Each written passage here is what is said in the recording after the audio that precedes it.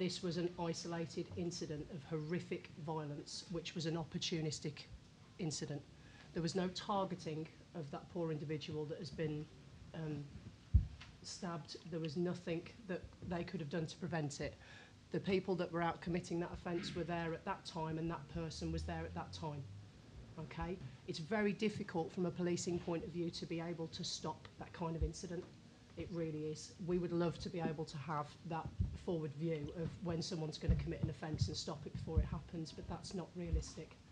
What we desperately need from yourselves is to have that communication, and what we often don't have is that communication. People are quite willing to jump on social media, and I will absolutely advocate the use of social media to bring something to the forefront, but if you don't tell the police, we cannot target our patrols. We cannot look at incentives, we cannot look at initiatives, we cannot try and put people in the right place at the right time because there is an issue. You know, you'll have heard it many times, we are thin on the ground. We are, and I'm not going to deny that. Our Chief Constable will put that on social media all the time, that more and more of us are quitting the police because it is becoming very, very difficult to do what we do with the people that we have. That doesn't mean that we don't want to try. You know, I'm here right now. I finished duty at 6 o'clock because I've been on since 10 this morning. I'm here because I want to be here to listen to you. This is my own time now, okay? And I will stay as long as you want me to. That is not an issue. With the offence that took place, the officers actually gave up their own time to come in and identify the suspects, arrest them and put them into custody. A lot of voluntary hours were used up from the police to do that. Not paid. We didn't get paid for that. People did it because it affected their community, because a lot of the officers that serve locally live locally, and that impacted on them as well. And as much as we might be hardened to things like that because we've been doing this for years, it doesn't make it any less impactful on us. Okay? It still affects our communities, and we care about our communities. I've been in the job 16 years now. That kind of incident, I'm telling you from all the different places I've worked, is rare. It is rare, and I'm glad it's rare because I don't want that to become the norm. But I urge you all, if you see something that concerns you, tell us.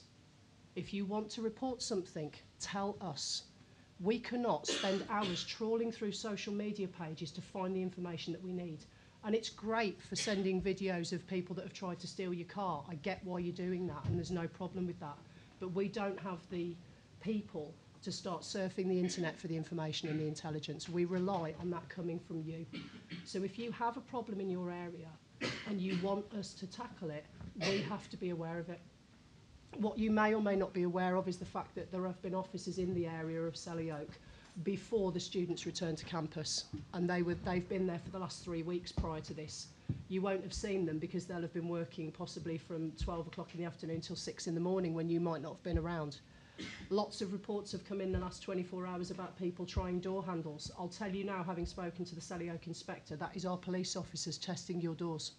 They have been actively going out patrolling and trying your door handles to see if they are secure or not.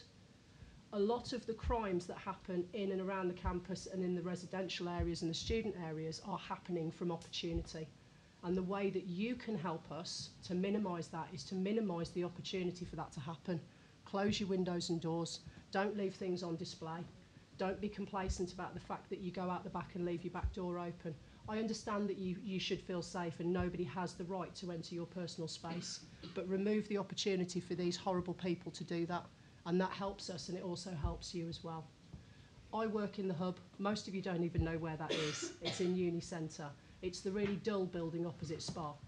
We are going to try and put the information out there so that you can come and speak to us. I will run crime prevention workshops. I will run personal safety workshops. I've been a personal safety trainer within the police over the last 12 years on and off. There's not much I don't understand about personal safety. I've trained officers across a lot of different forces. I have that experience, I have that knowledge, and I'm willing to give that to you. If you want me to spend time doing one-to-one sessions, if I have that in my power, I will do that. And that is open to everybody. I'm not just saying that that's for females. That is anybody that wants to come in and take part in that. We're working down with the community hub, which is in Bournebrook by the pavilion underneath Brooks Bar. We're doing drop-in sessions on a Monday and Friday at the police hub, and then a Wednesday between 12 and 2 at the community hub. We're going to be putting on a lot more bespoke events. We want to help you, but there is an element of you have to want that help and you have to want to engage with us in order to get it. I can't do everything for you. because I am your only campus police officer. As much as I work very closely with Selly Oak and Edgbaston neighbourhood teams, we are limited on how many people we look after across those two areas. I've got 8,000 members of staff and about 33,000 students here.